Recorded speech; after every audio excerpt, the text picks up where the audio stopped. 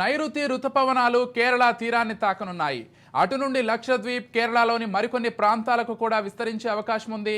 మరో వారం రోజుల్లో తెలుగు రాష్ట్రాలకు నైరుతి రుతుపవనాలు చేరనున్నాయి. దీంతో రెండు తెలుగు రాష్ట్రాల్లో ఉష్ణోగ్రతలు తగ్గనున్నాయి.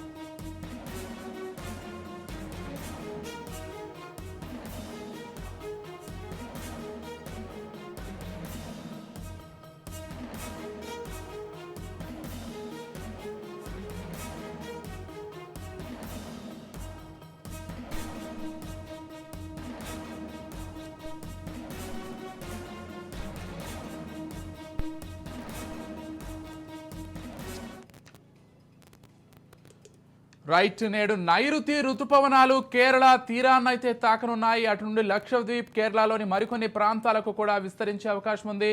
మరో వారం రోజుల్లో తెలుగు రాష్ట్రాలకైతే నైరుతి రుతుపవనాలు చేరనున్నాయి. దీంతో రెండు తెలుగు రాష్ట్రాల్లో ఉష్ణోగ్రతలు తగ్గనున్నాయి. ఇదే అంశానికి సంబంధించి మరింత సమాచారం అందించడానికి మా ప్రతినిధి తేజ ఫోన్ ద్వారా సిద్ధంగా ఉన్నారు.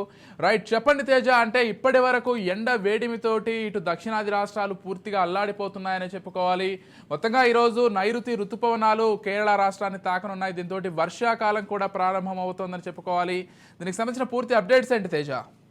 విజయ్, మనం ప్రధానంగా చూసినట్లయితే గత సంవత్సరం కంటే ఈ సంవత్సరం ఎక్కువగా ఎండలు, అంటే ఎండ తీవ్రత, ఉష్ణోగ్రతలు కానీ ఉక్కపోతలు కానీ చాలా ఎక్కువగా ఉన్నటువంటి పరిస్థితి ఉంది. రికార్డు స్థాయిలో కూడా ఉష్ణోగ్రతలు నమోదైనటువంటి పరిస్థితిని మనం చూసాం. ఇదే నేపథ్యంలో ఇటీవల రెమాల్ తుఫాన్ కూడా వచ్చినటువంటి పరిస్థితిని మనం చూసాము.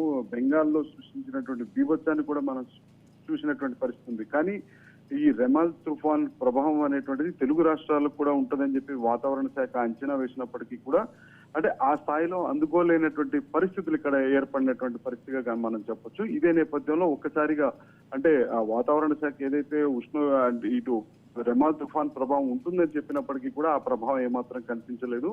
పూర్తి స్థాయిలో అంటే రికార్డు స్థాయిలో కూడా ఉష్ణోగ్రతలన్నీ ఇటు తెలుగు రాష్ట్రాల్లో నమోదైనటువంటి పరిస్థితి. 45 డిగ్రీల నుంచి 46, 47, 48, అత్యధికంగా 49 డిగ్రీలకు ఉష్ణోగ్రతలు కూడా నమోదైనటువంటి పరిస్థితి.